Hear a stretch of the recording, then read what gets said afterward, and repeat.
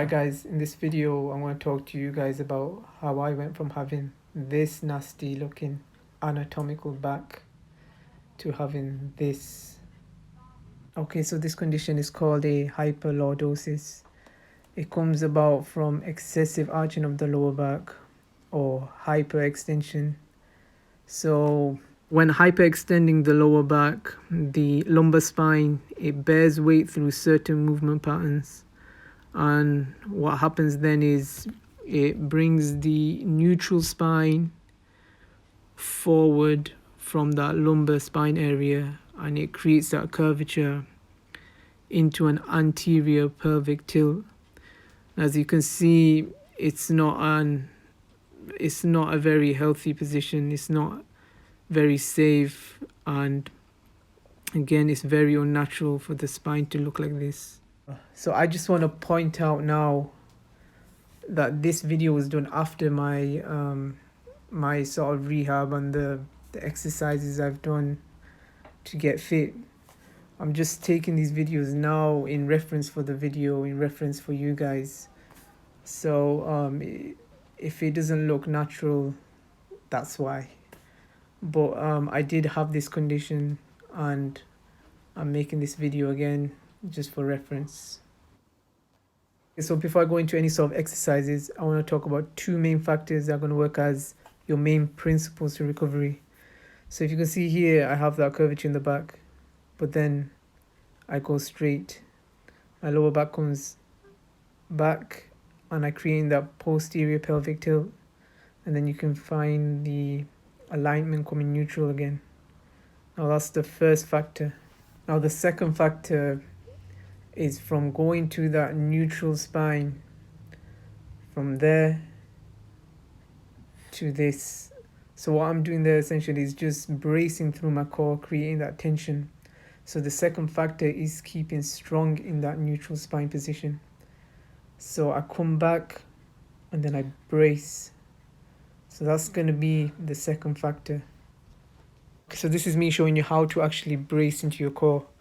Now, the first thing you want to do is create the alignment again, but you bring your, as you can see, my glutes sit down. When my glutes sit down like that, it's creating that posterior pelvic tilt. So the spine becomes straight, but then I blow into my core. And that's what creates that stability around the whole core. People get that misconception about what the core is. The core is the abdominal muscles, the oblique muscles, the erector spinae muscles, and the mid-back muscles.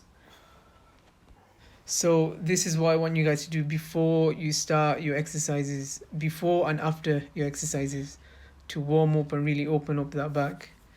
So this is as far as I can go until my back starts to curve in. So same principles, you keep the back straight, you brace into the core. But however much your range of motion is until your back starts to curve, just before that point, that's where you want to go. It's not about touching your toes or being able to touch your palm onto the floor. It's about your range of motion, however far you can go until your back starts to come in. So for me, this is my range of motion. If I go any further, it's gonna start to curve in. This is an example of how to do it wrong. This is what messed my back up in the first place. I'd always shoulder press or any sort of free weight movement. I'd always extend my back like this. So you can see my spine isn't straight. I'm not bracing into my core.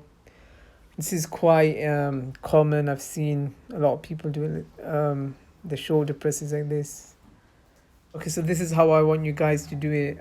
One thing I forgot to mention to you guys is, as I brace in here now, I come up. Okay, so I'm just demonstrating my spine position, and I'm bracing in. That's all I'm doing right now. So anyway, I brace in, I come up, and then I blow out. When I blow out into my core again, so it stays stable. I don't blow out into my chest, nor do I blow into my chest. So remember, you blow in when you start off, and then you blow out when you come down, so that way your core is always staying stable. Okay, so this is again another example of how I do it wrong. So you can see my hips are shooting up and it's creating that curve again. So I'm not setting up properly, I'm not bracing into my core. I know that movement looks quite subtle and some people may think that's okay, but when you actually know how to brace into your core and it becomes ingrained into your nervous system, it becomes a natural thing to do, you'll notice that it is actually what I'm doing is wrong. Okay, so this is how I'm going to show you how I actually properly set up. So you'll see my spine comes straight and then I brace in. My spine comes straight and then I brace in. So I'm just doing that just to show you for reference. So my back goes straight again, brace in, I pull that slack and then I come up. Just forgot to, I have to bring my chest, I bring my chest up there and then I come up. You can see how the bars just like sort of bouncing from my hips. That's another thing, that's because I'm using my hip drive instead of using my back into the movement, because a deadlift is a leg exercise. My back is just reinforcing as a stabilizer. Anyway, that's for another video, but you can see there my back is straight and it's braced and the whole setup is proper. Okay, from this exercise, the bent over row, so you'll notice it's quite subtle again, that if you see at first that it looks okay, my back looks straight, but again I'm not actually bracing my core and my hips are slightly up and there is a slight curvature there. It is subtle but it's wrong. Okay, so from here you'll see me clearly setting up. Okay, so I brace in and then I come up. Now this exercise is quite difficult if you're going to go heavy, which I don't recommend. Of course, this is all rehab, you don't want to be going heavy, but like I said, you brace in and you come up, but then you exhale out into your core. You don't exhale out into your chest, otherwise your core is just going to collapse. So you inhale into your core coming up and then exhale out into your core. Okay, so there's going to be two more exercises. This one is a lat pull down. Now it's the same principle and I'm just going to keep on stressing on this. You set up with your spine straight, you bring your glutes down, you sit in and then you create that posterior pelvic tilt and then you brace into the core and then you create the movement. This is the last exercise, it's a seated row. Okay, so I forgot to mention to you guys, with any back exercise you want to keep your elbows tucked in and you want to move with your elbows. Okay, you want to create that movement with your elbow. This way it relieves the stress on your forearms and your biceps.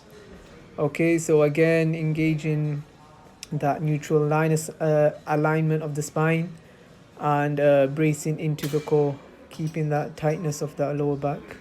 Anyways guys, that's the end of that video. If there's anything that you're unsure of in the video, just type in the comment section and I'll try to answer for you. Anyways guys, that's it, I'm out.